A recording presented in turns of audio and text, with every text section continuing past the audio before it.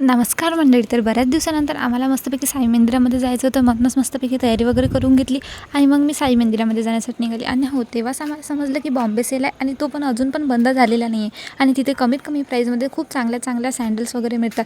छोट्या मुलांचं सँडल्स तर फक्त 50 रुपयापासून सुरुवात आहे आणि खूप सुंदर सुंदर आहे. शूज डिझाईन वगैरे खूप सुंदर सुंदर आहे तिथे. आणि हो, मला पण तिथे सँडल घ्यायची होती. मी म्हटलं की मार्केटमध्ये गेल्यापेक्षा आपण बॉम्बे सेलमधूनच घ्या. पण तिथे मला जशी पाहिजे तशी काही मिळालीच नाही. मग आम्ही साई मंदिरामध्ये गेलो. ते गेल्यानंतर इतकी तर काही गर्दी वाटत नव्हती, कारण आज बुधवार होता आणि गुरुवारी साई मंदिरामध्ये खूप जास्त गर्दी असते.